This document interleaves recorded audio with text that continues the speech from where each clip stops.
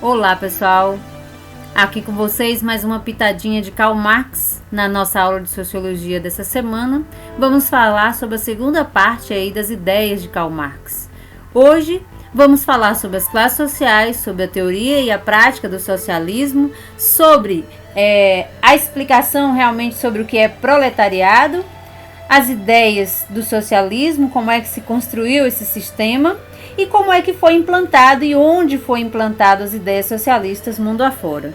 Então, fique com a gente. Se você gostou desse vídeo, já vai deixando o seu like, se inscreve no nosso canal e qualquer dúvida, qualquer outra pergunta, pode colocar aí nos comentários que nós vamos fazer questão de responder para vocês, tá joia?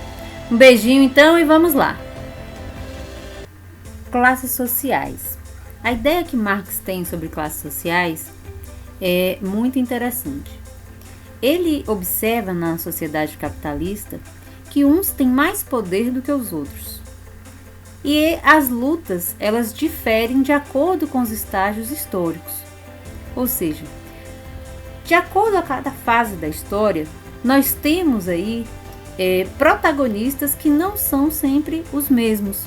E que esses protagonistas eles vão ter as suas próprias lutas e as suas dificuldades perante os seus superiores, as classes aí que são dominantes dentro daquelas sociedades. Então Marx coloca aí os escravos da Roma Antiga, faz aí uma composição, uma contrapartida com os servos da Idade Média e também com os operários da indústria. Esses mesmos vão ter, por sua vez, diferenças importantes que a gente vai estar destrinchando agora. Então, para Marx, esse escravo aí do período romano, do período da antiguidade, ele não é uma parte interessada em um contrato, nem tem direitos, nem é respeitado, ele é apenas uma propriedade de alguém.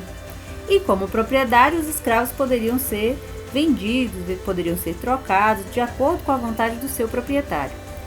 Não é ainda aquela ideia do escravo moderno, tá? Porque a escravidão no mundo antigo ela não é como a escravidão do tempo moderno, aonde são vistos como mercadorias, Os escravos eles poderiam ser de várias modalidades diferentes.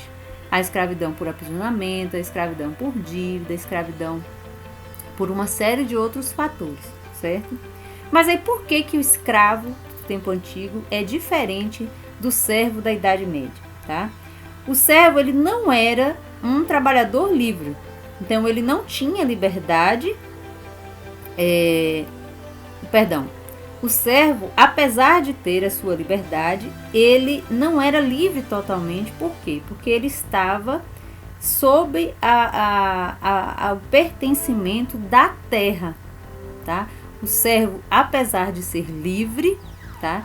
Ele se sente preso à terra. Ele não pertencia ao senhor feudal, porém, ele sentia-se na obrigação de permanecer ali por conta do trabalho, da sua condição servil, da necessidade de comprometer-se ali na plantação, de dar aí a sua contribuição para a sobrevivência sua e da sua família, Porque ele precisava trabalhar na terra, ele precisava se comprometer com o senhor feudal nessa relação aí, de dependência mútua, porque o senhor feudal ele também precisava do servo, Eles tinham um acordo aí entre eles, então o senhor feudal ele era obrigado a manter sua palavra, era obrigado a manter aí, os laços de fidelidade, de cuidado, de proteção com relação ao servo.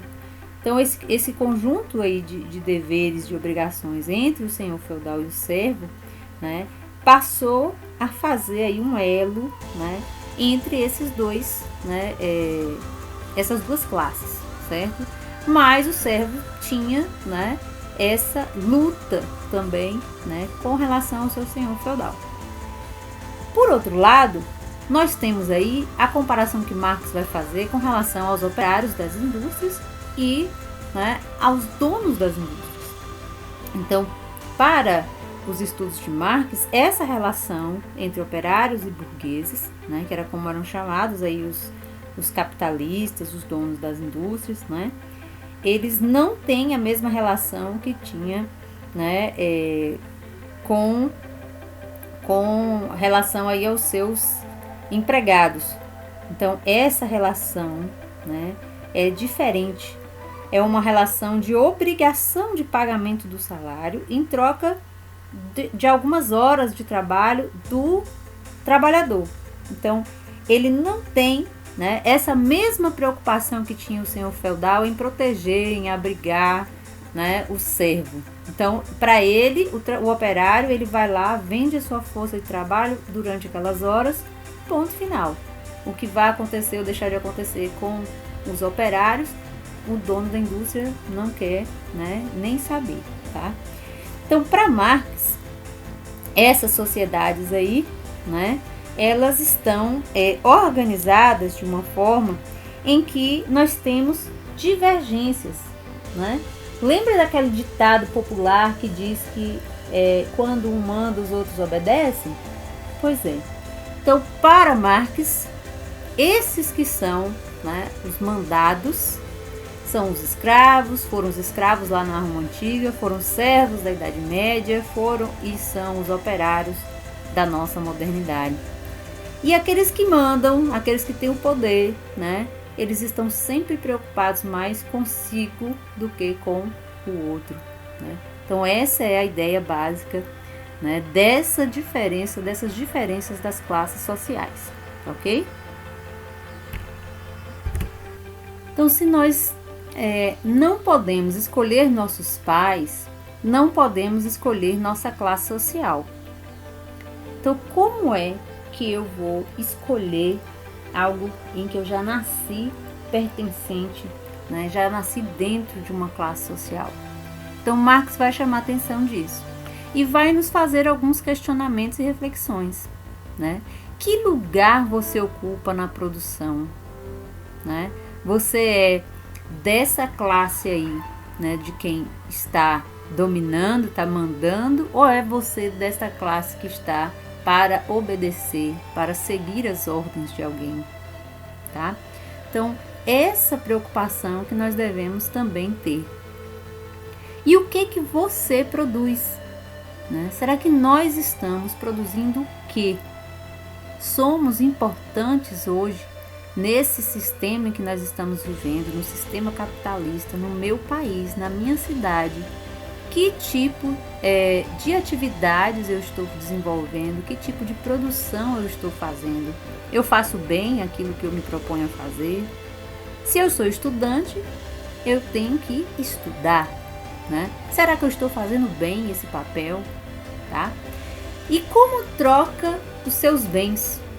Como é que você faz essa troca, né, daquilo que você produz por aquilo que você precisa?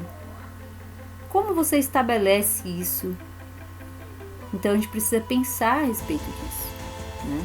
Apesar de nós não termos escolhido, não podemos escolher em que classe social nós nascemos, né? Nós podemos fazer o possível para mudar a realidade da classe social em que nós pertencemos, através da nossa produção, através da nossa preocupação e do nosso fazer bem aquilo que nós precisamos fazer, certo? Então, fica aí a nossa discussão aí desse momento. E agora, vamos falar um pouco mais a respeito dessa questão da teoria e a prática. No primeiro vídeo, nós falamos que os escritos e a pesquisa de Karl Marx e de Friedrich Engels inspirou os partidos políticos e os movimentos sociais, sindicatos, organizações humanitárias, através, né, do seu livro mais famoso, que foi o Manifesto do Partido Comunista, né? Então, a partir da leitura, das discussões, né, Marx começou então a se aproximar dos trabalhadores para, né, fazer com que as suas ideias fossem compreendidas. Marx então fundou a Liga Comunista em 1847 e também a Associação Internacional dos Trabalhadores em 1864. Essa Associação Internacional dos Trabalhadores, que ficou conhecida como a Primeira Internacional, tá?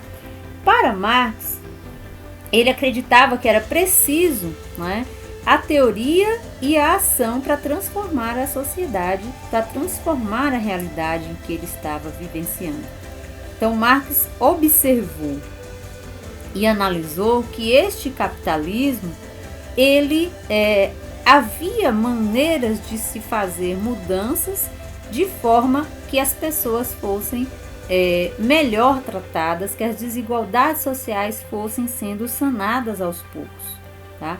Então, esse capitalismo revolucionou as formas de produzir, de viver, de pensar das pessoas, e ele acreditava que agora, então, né, era o momento para que a gente pudesse replanejar, repensar a nossa forma, né, de fazer essa sociedade.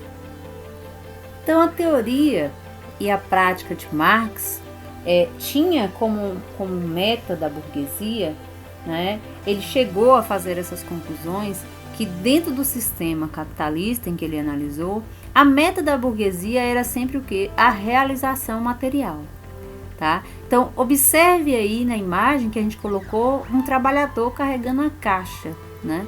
Então, para que a meta da burguesia fosse realmente executada, alguém teria que sofrer, alguém teria que suar, alguém teria que se esforçar, e eles não iriam, né, colocar todo esse peso nas costas da burguesia. Aí entra, então, o papel do proletariado para Marx, tá? E aí a gente questiona, através aí das pesquisas de Marx, por que, então, não investir num mundo mais justo? Por que nós precisamos, então, ter alguns só pensando nos bens materiais, na aquisição, nas viagens, no luxo, né? Enquanto outros estão cansados, sofridos, né? Arrastando aí todo o peso, todo o trabalho, toda a dificuldade para a realização dos trabalhos, né?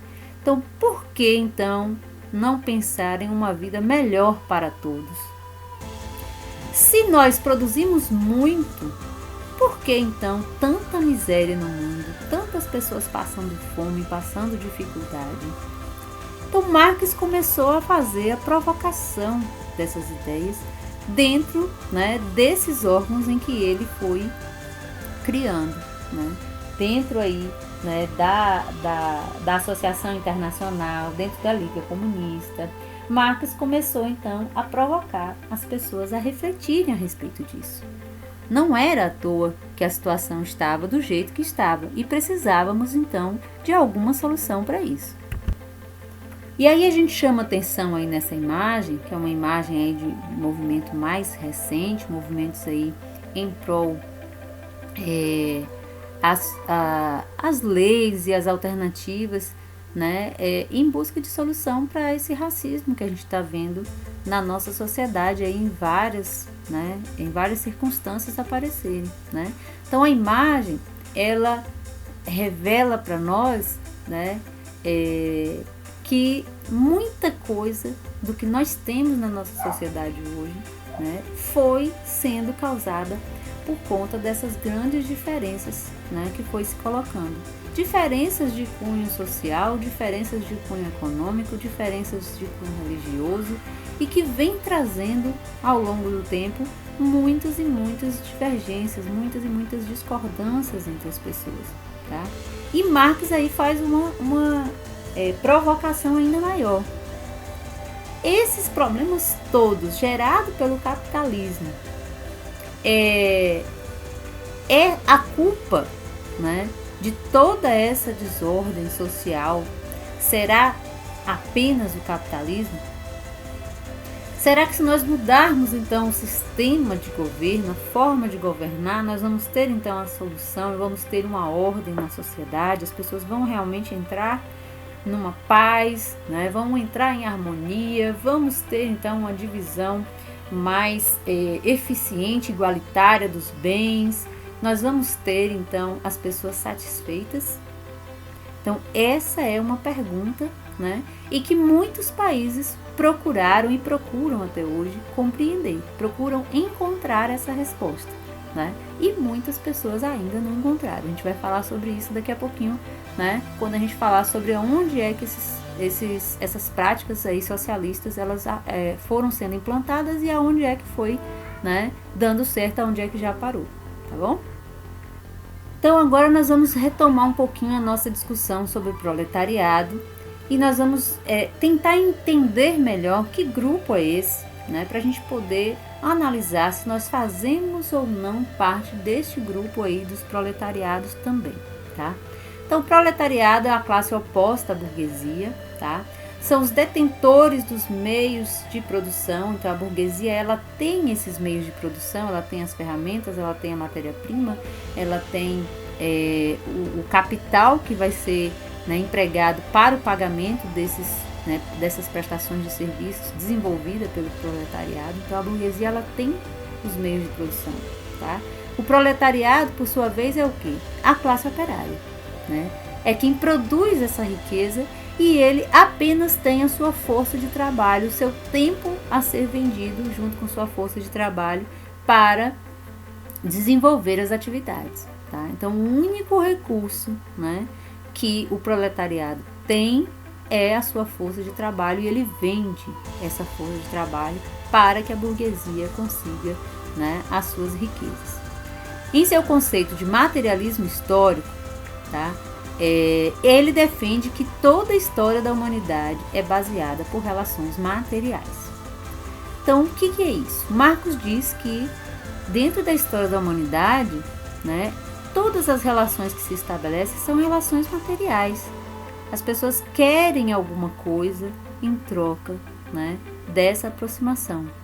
Então, essa aproximação desenvolvida e, né, dentro da sociedade capitalista, ela é uma relação que visa, né, enriquecer o patrão, que visa, né, trazer benefícios, trazer lucro, né, para o patrão, que não é quem trabalha, não é quem vai pegar as ferramentas, que vai transformar a matéria-prima, né? Não, ele vai apenas pagar alguém, né, para fazer essa atividade, tá? Então, essa é a função, né, do grupo da burguesia e o proletariado é aquele que vende, né? Sendo assim, que grupo é esse, né, então, que nós estamos pertencendo agora, tá? Então, reflita, pensa aí, você pertence aí ao grupo de proletariado ou você está mais na condição, né, de burguesia? Você tem aí os meios de produção, você tem a matéria-prima, você tem as ferramentas e paga outras pessoas para poder fazer, né, o trabalho que você vai precisar para poder vender o seu material lá para outras pessoas e, né, com o lucro, então, você dá continuidade, né, nas atividades aí do trabalho, tá bom? Então, reflita nisso. Esse proletariado, ele possui, então, né, os dominados que precisam se submeter ao poder e à autoridade de quem os domina sem questioná-los ou desafiá-los. Então, observe aí, né, que aquele ditado popular, manda quem pode, obedece quem tem juízo, começa a fazer, né, na prática a pressão, né, através da autoridade da classe dominante, né? Então, os dominados, eles precisam se submeter ao poder. O trabalhador, ele precisa, né, obedecer, seguir as regras, sem questionar e sem desafiar o seu patrão, né? Porque o que acontece aí se ele vai, né, de encontro às ideias do seu patrão, de encontro às ideias do dono da indústria, do dono, né, da loja em que ele trabalha? Lógico que ele vai perder o emprego, né? Então, é necessário que a classe dominada se conscientize e se mobilize de acordo com seus próprios interesses. Então, para que aconteça alguma mudança, essa classe dominada ela precisa perceber, primeiro, né, que está tendo esses abusos por parte aí dos dominados, por parte dessa classe dominante, né, que essa possibilidade aí de diálogo, de acordos, né, que vá, né, beneficiar também ao grupo do proletariado e não só, né, a burguesia, não só o dono da indústria, não só os donos das fábricas, certo?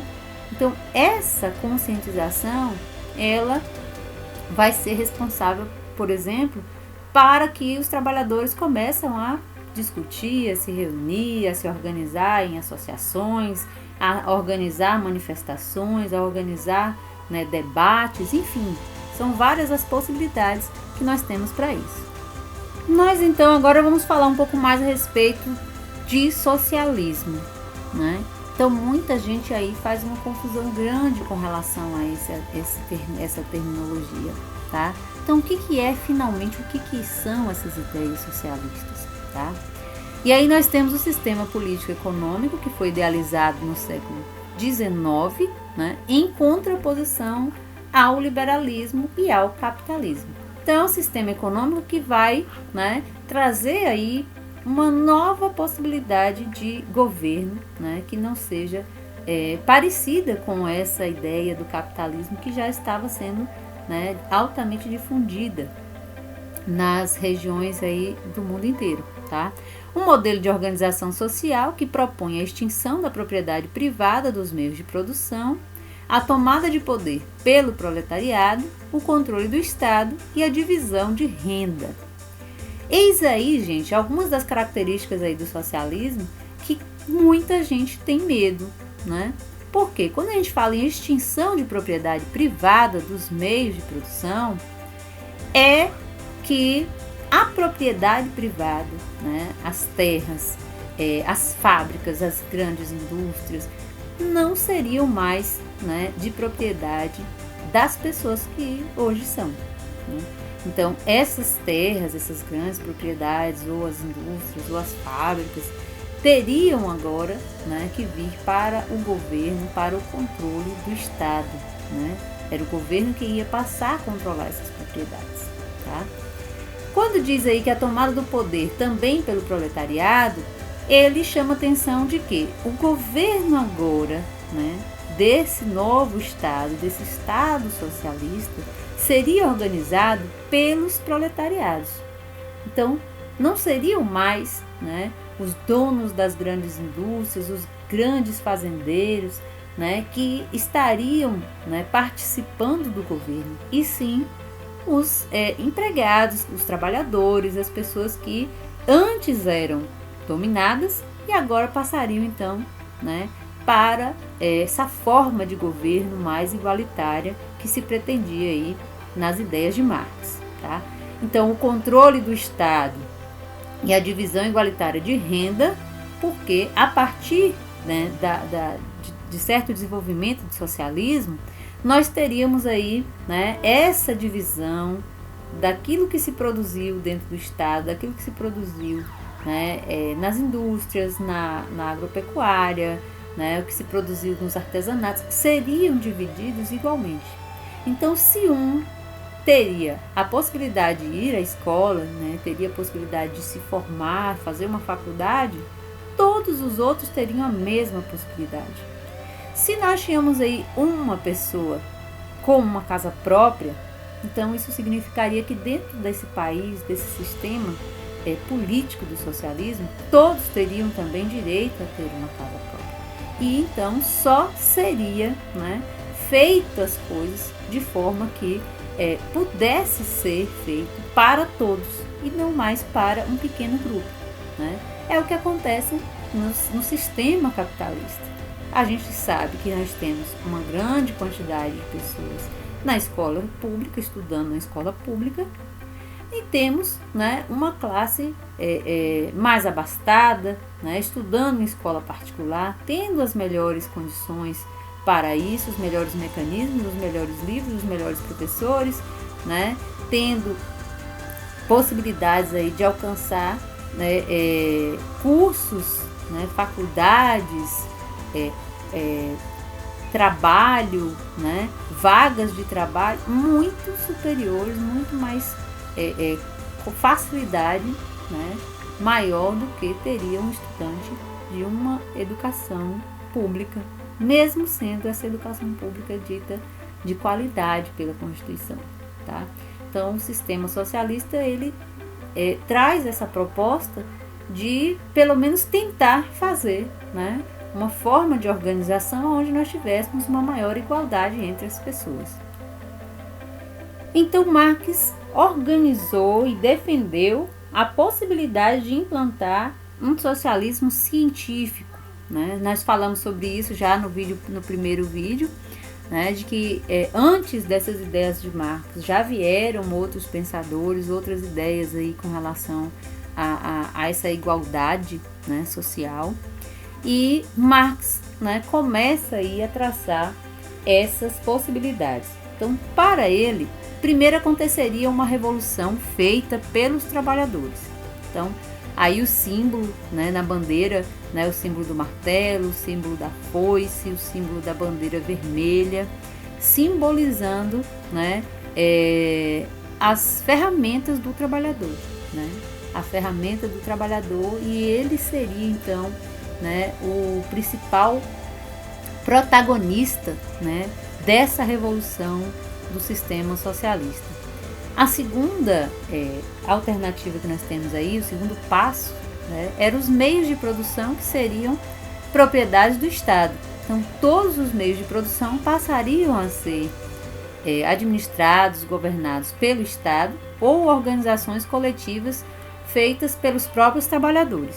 Então, ninguém mais teria propriedade particular. Ninguém poderia dizer assim, essa daqui é a minha fábrica, essa daqui é a minha loja, certo? Então, seria o segundo passo para o desenvolvimento do socialismo aí. O terceiro era o objetivo do socialismo, né? Destruição do sistema de classes sociais, substituindo a busca pelo lucro pelo bem-estar coletivo. Então, esse sistema, né, de classe social, onde a gente tem um mega rico, milionário, e a gente tem uma pessoa lá miserável, temos lá alguns que são de classe média, então não teriam mais, né, essa divisão de classes sociais, tá? A obrigação das pessoas em organizar o socialismo era fazer com que todos estivessem se sentindo bem, todos tivessem, né, uma vida digna, uma cama, um emprego, pudesse trabalhar, né? Então essas seriam, né, as características aí para os primeiros passos do socialismo. Então o socialismo, a partir daí, ele ia começar a alcançar um estágio de regulação democrática da sociedade, o Estado se tornaria dispensável e então teria início o regime comunista. Observe aí que nós tínhamos aí o primeiro estágio, que seria esse meio que da organização da sociedade ainda, e por fim teríamos um regime comunista, onde não precisaria então mais da organização do Estado, e a sociedade toda ela ia se autogovernar, né?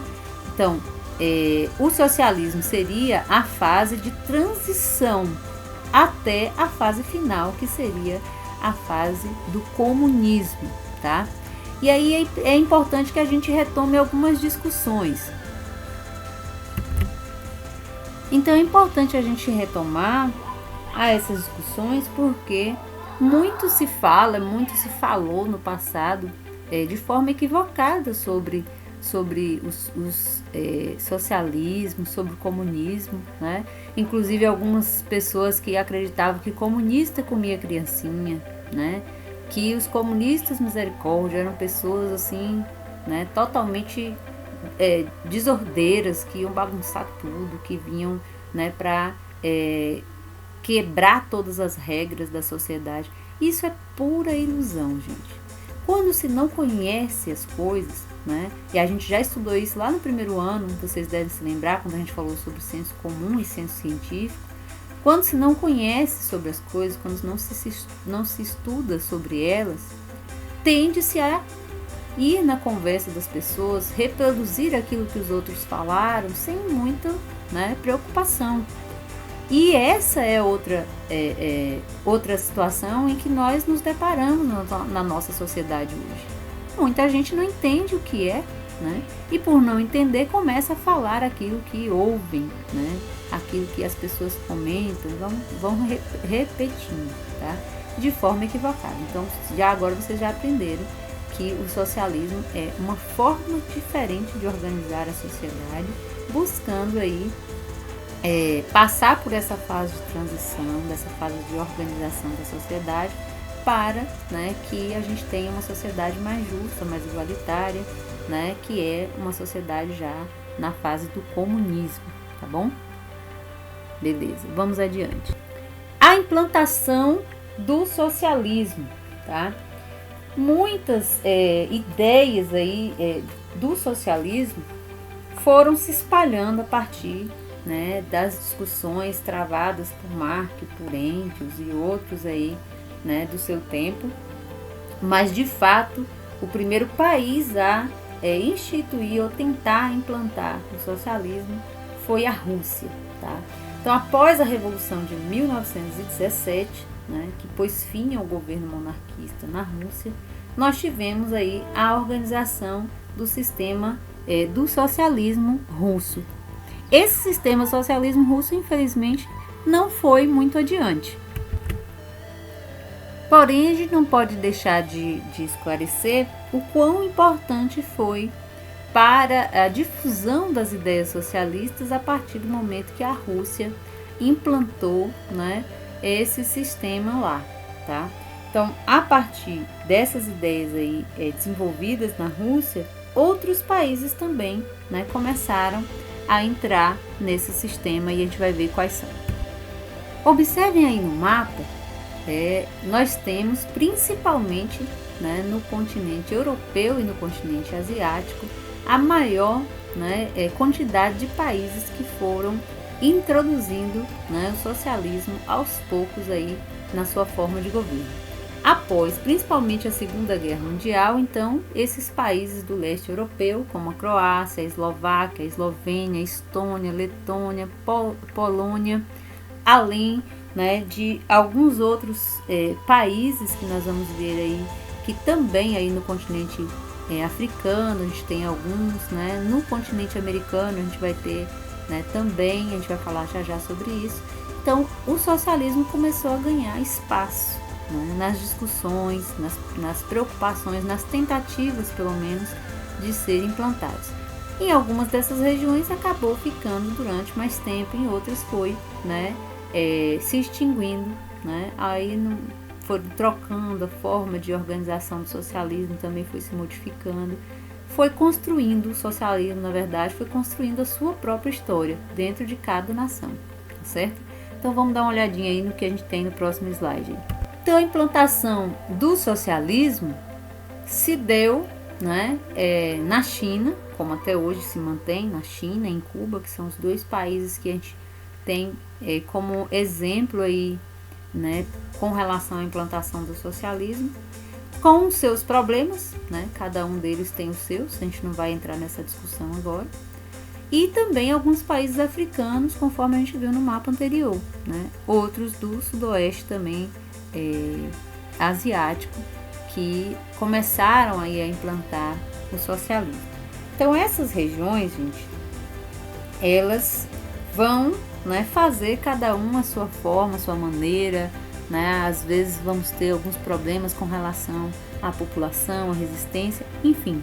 Isso é algo que vai estar, né, presente na vida das comunidades, das sociedades do país inteiro, porque nós muitas vezes já nos acostumamos ao sistema capitalista, né? Então, para a gente sair de uma forma de vida para uma outra, é muito difícil, né? A gente tem na história das mentalidades uma dificuldade muito grande, né, de mudança de comportamento. A gente tem uma resistência a mudar, né? Tenho certeza que vocês, num tempo desse, estão doidos já para sair de casa, né? Por quê? Porque nós já estamos, né, cansando já, né? Já estamos desistindo, né, dessa ideia, porque nós não estamos acostumados a ficar trancados por conta de uma pandemia, né? Mas essa é uma realidade nova, né? Essa é uma realidade em que a gente vai precisar estar se adaptando todos os dias com relação a ela. Então, a implantação do socialismo atualmente sobrevive em Cuba, China, Vietnã, Coreia do Norte e em Laos. Lógico que a gente também tem alguns outros países aí menores que também têm, né, as ideias socialistas em prática na atualidade, tá? Então, entre esses, né, conceitos, entre essas ideias aí desenvolvidas por Marx, algumas já foram alteradas, modificadas, né, mas o objetivo geral ainda se mantém o mesmo, tá? Então, o sistema socialista hoje em dia, ele provoca em nós todos, né, que a gente possa pensar, refletir, né, nessas ideias, no socialismo, na sua ideologia, no seu modo de produção, no sistema político-econômico, né, que vem aí se atualizando ao longo dos anos, vem se tornando alternativa ao sistema capitalista e, né, as suas desigualdades sociais. Então, é uma opção, né? É a melhor opção? Não sei, não vamos, né, ter essa certeza, né? Então, a gente tem que observar, ver os prós, os contras, né? Acompanhar os noticiários desses países que nós, né, acabamos já de citar e observar, né? Até mesmo porque essa é, né, uma das maiores discussões feitas até hoje e que a gente precisa ficar atentos, tá? Atentos por quê? Tá? Atentos porque essas ideias, essa discussão sobre Marx, sobre o socialismo, sobre as ideias aí, né, do Manifesto do Partido Comunista, do próprio Capital, analisando a sociedade capitalista, né, isso é com certeza assunto, né, para as provas do Enem, né? Então, fiquem espertos, estudem. Essa não é a mensagem de Karl Marx, mas é minha. Sempre nós vamos ter, a gente vai fazer aí, daqui mais alguns dias, uma atividade só com questões relacionadas a essas ideias de Marx, tá certo? Então, a gente vai ficando por aqui. Eu só tenho hoje a agradecer a companhia de vocês, tá? Peço a quem gostou do nosso vídeo que não esqueça de curtir, se inscreve aí no nosso canal História em Retalhos, tá? Se tiver alguma pergunta, algum questionamento ou até alguma, né, correção para fazer aí nas minhas falas, pode deixar aqui nos comentários que a gente vai, né, procurar aí responder a todos. E ative o sininho das notificações, tá? Não deixem de ativar, porque isso ajuda o nosso canal, ajuda a desenvolver ainda mais material para vocês e para outras pessoas que queiram, né, também estar acompanhando aqui as nossas aulas, tá? Então, fiquem com Deus, um beijo grande, #fique em casa, tá? Se precisar sair, usem máscara, né, gente? Então, um beijinho para vocês e até mais.